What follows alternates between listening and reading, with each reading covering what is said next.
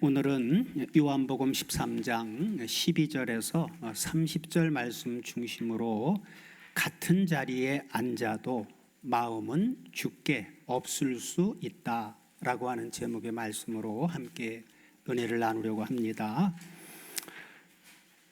사랑하는 다솜가족 여러분, 오늘 우리는 아주 어두운 그런 식탁 앞에 앉아 있습니다. 오늘 본문은 성육신하신 예수님의 마지막 만찬 자리입니다. 예수님은 제자들의 발을 다 씻기신 후에 이제 식탁에 다시금 앉으십니다. 겉으로 보기에는 모두가 같은 자리에 앉아 있습니다. 같은 떡을 먹고 같은 말씀을 듣고 같은 주님 곁에 앉아 있습니다. 그런데 오늘 본문은 충격적인 사실을 보여주고 있습니다. 같은 자리에 앉아 있어도 마음은 이미 주님에게서 멀어질 수 있다는 것입니다. 오늘 설교 제목과 같지요. 같은 자리에 앉아도 마음은 주께 없을 수 있다. 오늘 본문은 단순히 가롯 유다의 배신 이야기가 아닙니다. 지금 이 순간 예배드리고 있는 우리들 자신을 비추는 거울입니다. 같은 예배당 안에 있고 같은 말씀을 듣고 또 찬양하고 봉사하고 심지어 사역까지 한다고 해도 마음이 주님과 멀어질 수 있다라고 하는 사실입니다. 그러나 동시에 오늘 본문은 주님과 연합된 자가 어떤 사람인가 하는 것을 더욱 선명하게 보여줍니다. 참된 성도는 완벽한 사람이 아니라 끝까지 주님의 말씀 앞에 마음을 두는 사람입니다. 오늘 본문 말씀을 우리가 세 부분으로 나누어서 상고해 보려고 합니다. 자, 먼저 본문 12절에서 17절 말씀은 이렇게 말해주고 있습니다. 다 같이 한번 보시면, 저희 발을 씻기신 후에 옷을 입으시고 다시 앉아 저희에게 이르시되 내가 너희에게 행한 것을 너희가 아느냐? 너희가 나를 선생이라 또는 주라 하니 너희 말이 옳도다. 내가 바로 그러하다. 내가 주와 또는 선생이 되어 너희들의 발을 씻겼으니 너희도 서로 발을 씻기는 것이 옳으니라. 내가 너희에게 행한 것 같이 너희도 행하게 하려고 본을 보였노라. 그러면서 내가 진실로 너희에게 이르노니 종이 상전보다 크지 못하고 보냄을 받은 자가 보낸 자보다 크지 못하니 너희가 이것을 알고 행하면 복이 있으리라. 마카리오스라고 하는 복입니다. 최고의 행복이죠. 그렇게 한다면 너희가 최고로 행복한 그런 사람이 될 것이다. 자, 주님은 먼저 뭘 해주셔요? 본을 보여주셨지요. 본을 보여주셨습니다. 예수님은 제자들의 발을 씻기신 후에 다시 자리에 앉으십니다. 그리고 본문 12절 후반부에서 뭐라고 말씀하십니까? 내가 너희에게 행한 것을 너희가 아느냐? 우리는 주님이 행하신 그런 모습들을 보면서 왜 이렇게 행하셨지? 라고 하는 것을 항상 생각하면서 알아야 돼요. 주님이 행하시는 모든 본들은 괜히 하신 게 없습니다. 무엇인가 우리에게 분명하게 가르쳐 주시기 위함이지요. 자, 그래서 여기서 내가 너희에게 행한 것을 너희가 아느냐 할 때 이 안다라고 하는 말은 단순한 정보 습득이 아닙니다. 원문을 보면 아느냐라고 기록된 이 부분이 헬라어 우리가 늘 살펴보는 기노스코라고 하는 단어입니다. 헬라어 기노스코는 관계 안에서 체험적으로 깨닫는다라고 하는 의미입니다. 그냥 어떤 책을 보고 하는 그런 게 아니라 관계 안에서 체험적으로 깨닫는 그런 의미. 그래서 예수님은 단순히 발 씻음이라고 하는 행동만을 보여준 것이 아닙니다. 바로 그분 자신을 보여주셨습니다. 자, 예수님 당시 발을 씻어주는 그런 일은 가장 낮은 종의 일이었습니다. 그런데 만왕의 왕이신 주님이 허리를 숙이셨죠. 왜입니까? 바로 십자가를 설명하시기 위해서입니다. 예수님의 전 생애는 내려오심, 하늘에서 땅으로 내려오심 곧 자기 비하입니다. 예수님은 성자 하나님으로 계셨던 지고하신 하늘 영광의 그 보좌에서 내려오셨고, 그리고 내려오셨는데 하나님의 존재로 내려오셨어요? 하나님의 모습으로 내려오셨습니까? 아니죠. 인간의 몸을 입으셨고, 그것도 가장 낮고 천한 종의 형체를 가지셨죠. 그리고 마침내 십자가까지 내려가셨습니다. 그러므로 예수님이 제자들의 발을 씻겨주신 이 사건은 십자가의 예고편이 되는 것입니다. 사랑하는 여러분, 우리는 종종 주님을 위해 내가 무엇을 할까라고 하는 것을 먼저 생각합니다. 그런데 복음은 그것보다 먼저 주님이 나를 위해 무엇을 해주셨는가 하는 것에서 시작된다는 것입니다. 우리는 씻겨주는 자가 되기 이전에 먼저 씻김을 받아야만 하는 자입니다. 그래서 예수님은 본문 14절에서 이렇게 말씀하시죠. 자, 내가 주와 또는 선생이 되어 너희 발을 씻겼으니 너희도 서로 발을 씻기는 것이 옳으니라 하고 말씀하십니다. 여기서 옳으니라 라고 표현하신 이 표현도 단순한 권면 정도가 아닙니다. 원문을 보면 이 옳으니라고 번역된 이 부분도 헬라어 오페일로입니다. 오페일로. 자, 헬라어 오페일로는 빚을 지고 있다. 빚을 지고 있다. 그리고 마땅한 의무가 있다라고 하는 의미입니다. 자, 왜 우리가 서로 섬겨야만 합니까? 왜 우리가 서로 섬겨야만 해요? 이것은 억지로 겸손해지라고 하는 뜻이 아니라 이미 주님께 씻김을 받은 자이기 때문입니다. 우리는 이미 주님에게 씻김을 받은 자이기 때문에 섬겨야 하는 거예요. 은혜를 경험한 사람만이 낮아질 수 있습니다. 십자가를 아는 사람만이 다른 사람을 품어줄 수가 있습니다. 구속사적으로 보면 예수님의 발 씻김은 장차 십자가에서 이루실 완전한 정결을 미리 보여주신 사건입니다. 구약의 제사장들은 성막에 들어가기 전에 어디서 씻었어요? 물두멍에서 씻었죠. 더러워진 손과 발을 씻었습니다. 그러나 예수님은 이제 자기 자신의 피로 자기 백성을 씻기는 참된 대제사장이 되십니다.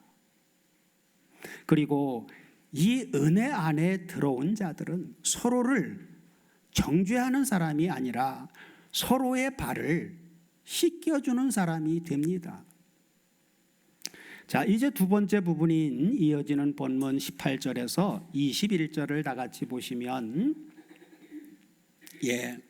내가 너희를 다 가리켜 말하는 것이 아니라 내가 나의 택한 자들이 누구인지 알미라.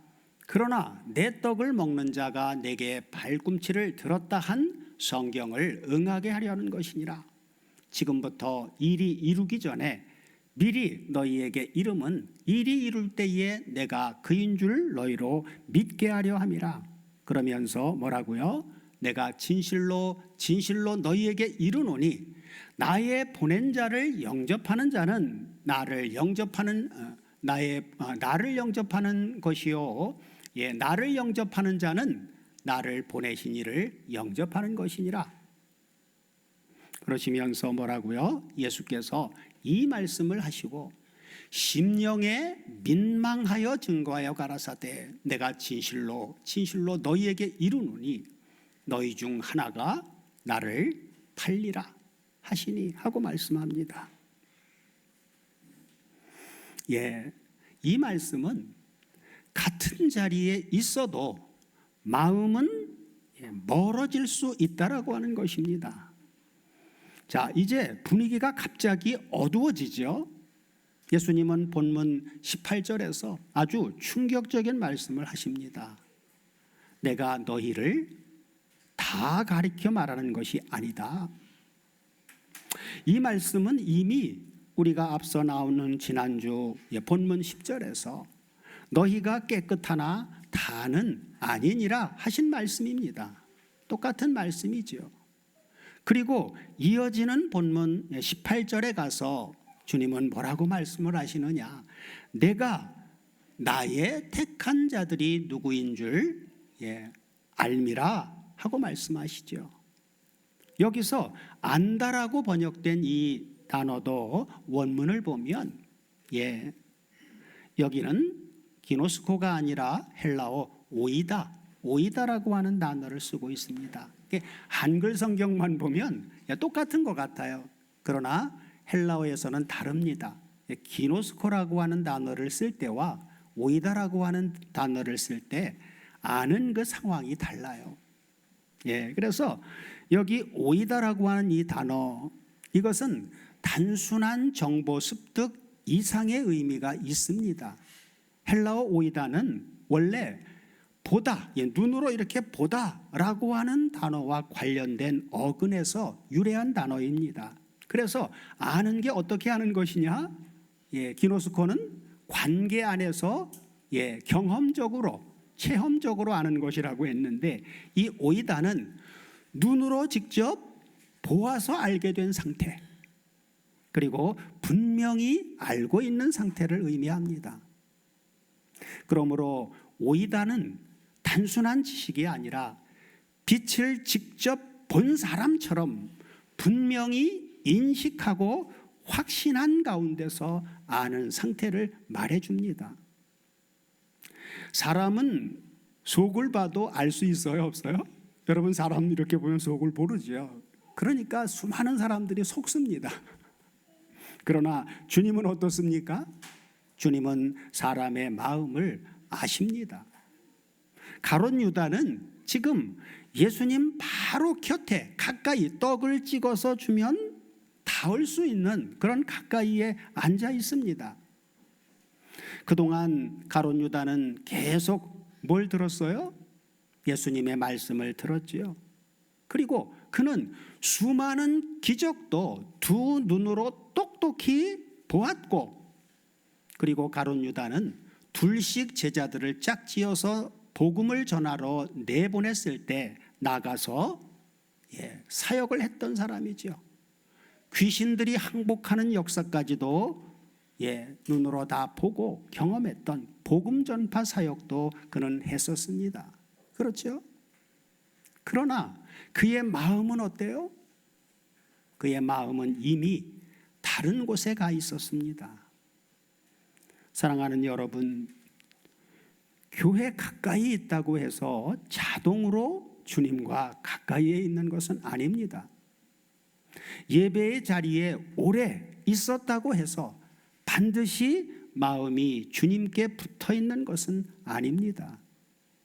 신앙생활의 가장 무서운 상태는 겉은 가까운데 속은 멀어지는 것입니다.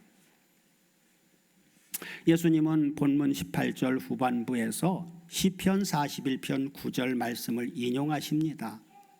본문 18절 후반부를 보시면 뭐라고요? 그러나 내 떡을 먹는 자가 내 발꿈치를 들었다 한 성경을 응하게 하려는 것이니라 하고 말씀합니다. 자, 함께 떡을 먹는다라고 하는 이야기는 언약적 친밀함을 의미해 줍니다. 가장 가까운 관계입니다. 그런데 가장 가까운 자리에서 어떤 일이 벌어졌습니까? 배신이 일어납니다.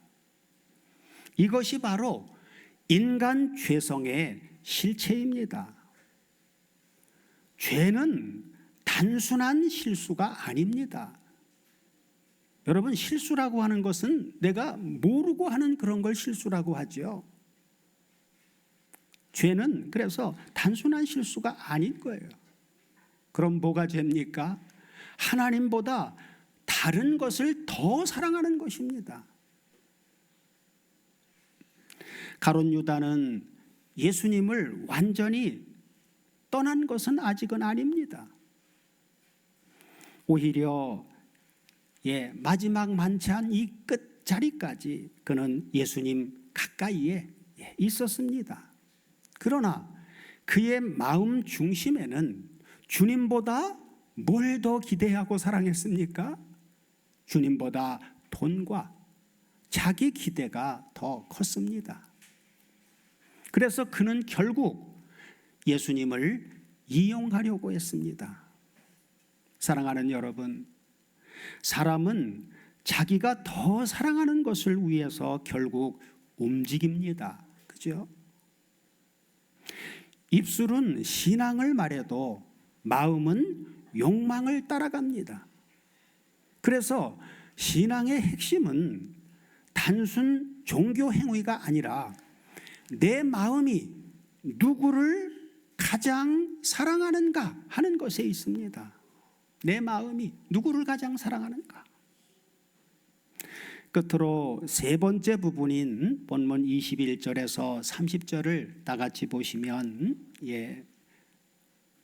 자, 예수께서 이 말씀을 하시고 심령에 민망하여 증거하여 가라사대 내가 진실로 진실로 너희에게 이르노니 너희 중 하나가 나를 팔리라 하시니 제자들이 서로 보며 미게 대하여 말씀하시는지 의심하더라. 예수님의 제자 중 하나 곧 그의 사랑하시는 자가 예수의 품에 의지하여 누웠는지라. 바로 누구죠? 요한복음을 기록한 사도 요한이죠. 시몬 베드로가 머리짓하여 말하되 말씀하신 자가 누구인지 말하라 한데 머리도 야 물어봐 그런 거죠.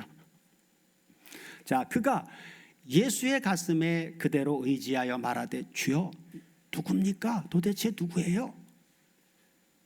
그때 예수님 대답하시되 뭐라고요? 내가 한 조각을 찍어다가 주는 자가 그니라 하고 하시고 곧 한 조각을 찍으셔다가 가롯 시몬의 아들 유다를 주시니 조각을 받은 후 곧 사탄이 그 속에 들어간지라. 이에 예수께서 유다에게 이르시되 내 하는 일을 속히 하라 하시니 이 말씀을 무슨 뜻으로 하셨는지 그 앉은 자 중에 아는 이가 없고 어떤 이들은 유다가 돈괴를 맡았으므로 명절에 우리의 쓸 물건을 사라 하시는지 혹 가난한 자들에게 무엇을 주라 하시는 줄로 생각하더라. 그러면서 끝으로 뭐라고요? 유다가 그 조각을 받고 곧 나가니 뭐라고요? 밤이니라. 아니 어떻게 갑자기 밤이 됩니까? 그죠? 그래서 중요한 것은 오늘 본문에서 중요한 것은 지난주 본문 1절 말씀대로 주님은 끝까지 사랑하셨다라고 하는 것입니다. 오늘 본문에서 가장 놀라운 장면은 예수님은 자신을 팔 것을 아신 누구까지도요? 가롯 유다까지도 끝까지 사랑하셨다는 것입니다. 그래서 본문 21절은 예수께서 이 말씀을 하시고 뭐라고요? 심령에 민망하여 하고 말씀합니다. 말씀을 해놓으시고는 심령에 민망하여. 자, 여기 심령에 민망하여 라고 하는 이 우리말 번역은 너무나도 약한 번역입니다. 원문을 보면 어떻게 나와 있습니까? 에탈락테 토프리마티, 에탈락테 토프리마티입니다. 이것을 직역하면 영이 깊이 흔들리셨다, 심령이 격동하셨다라고 하는 의미입니다. 예수님은 냉정하게 유다를 처리하지 않으셨습니다. 주님은 아프셨습니다. 이 격동은 단순한 인간적 슬픔이 아닙니다. 자신을 배신하는 유다의 죄악과 그리고 그 배후에 있는 사탄의 세력, 그리고 인간의 비극을 보시는 신적인 거룩한 분노이자 곧 마주하셔야 할 십자가의 분노를 당신 자신이 온 몸으로 받아내시는 구속사적인 고뇌입니다. 배신당할 것을 아시면서도 주님은 그 무게를 감당하며 끝까지 사랑하셨다는 것입니다. 그리고 놀라운 장면이 나옵니다. 그것은 바로 본문 26절에 본문 26절을 보면 뭐라고 나옵니까? 내가 한 조각을 찍어다가 주는 그리고 누구에게 줬어요? 가롯 시몬의 아들 유다에게 주셨다라고 하는 것입니다. 자, 빵을 주신다라고 하는 것은 친밀한 그런 행위라고 말씀했죠. 자, 예수님 당시의 그 식사 문화에서 빵을 소스에 적셔서 직접 주는 그런 행위는 특별한 애정과 호의를 의미합니다. 주님은 그래서 마지막 순간까지 유다에게 어떻게 하신 거예요? 그렇죠. 친밀함과 애정의 손길을 내미신 것입니다. 돌아오너라. 아직 늦지 않았다. 사실 주님은 유다의 마음속에 있는 탐욕의 DNA뿐만 아니라 장차 베드로가 보일 배신의 DNA까지도 이미 다 알고 계셨습니다. 그런데도 주님은 그들을 로봇처럼 강제로 조종하지 않으시고 끝까지 인격적으로 대하시며 기회를 주신 것입니다. 오늘 우리에게도 마찬가지입니다.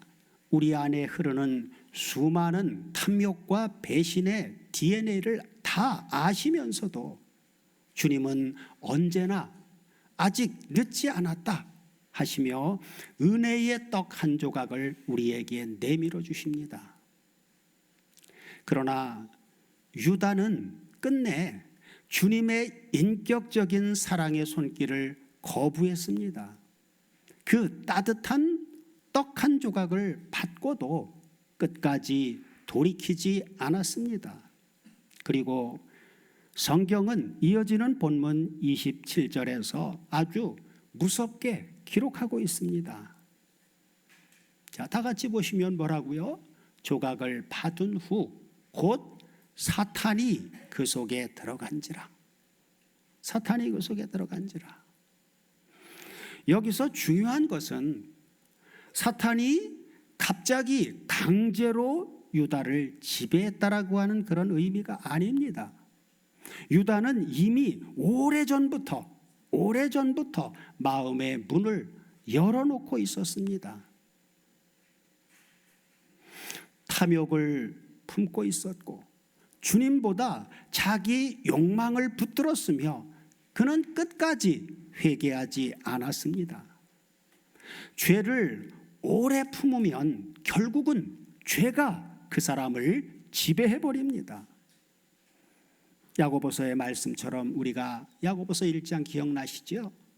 사람이 시험을 받을 때 내가 하나님께 시험을 받는다 하지 말지니 하나님은 악에게 시험을 받지도 아니하시고 친히 아무도 시험하지 아니하시느니라. 그러면서 뭐라고요? 오직 각 사람이 시험을 받는 것은 자기 욕심에 끌려 미혹됨이니 욕심이 잉태한 즉 죄를 낳고 죄가 장성한 즉 사망을 낳느니라. 하나님은 악에게 시험을 받지도 않으실 뿐만 아니라 아무도 시험하지 않으신다는 거예요. 바로 욕심 때문이라고 하는 것이죠.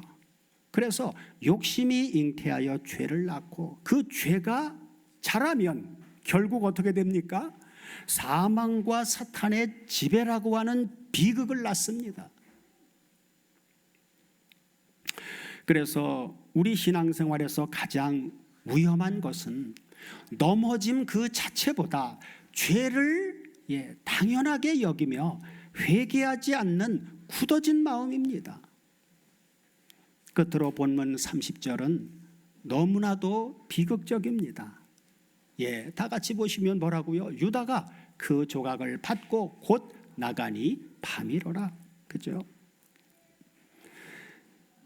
이것은 단순한 시간 설명이 아닙니다. 요한복음에서 말씀하고 있는 밤은 영적인 어두움을 상징합니다. 유다는 결국 빛이신 예수님 곁을 떠나 어두움 속으로 걸어 나갔습니다. 그날 밤 그의 발은 다락방을 떠났지만 사실 그의 심령은 언제부터요? 이미 오래전부터 어두움에 붙들려 있었던 것입니다. 오늘 본문이 오늘의 우리에게 주시는 말씀은 무엇입니까? 사랑하는 여러분, 오늘 말씀은 우리를 두렵게 만듭니다. 왜냐하면 유다는 교회 밖에 있는 사람이 아니었기 때문입니다. 12 제자 안에 그는 있었지요. 그러므로 오늘의 우리는 스스로에게 이렇게 물어야 합니다. 나는 정말 주님을 그 무엇보다 더 사랑하는가? 나는 주님 자신을 원하는가? 아니면 주님이 주시는 부수적인 것들만 원하고 있는가? 나는 지금 예배 자리에 있지만 마음은 세상에 가 있지는 않은가? 그러나 동시에 오늘 본문은 주님과 연합된 성도에게 큰 위로를 줍니다.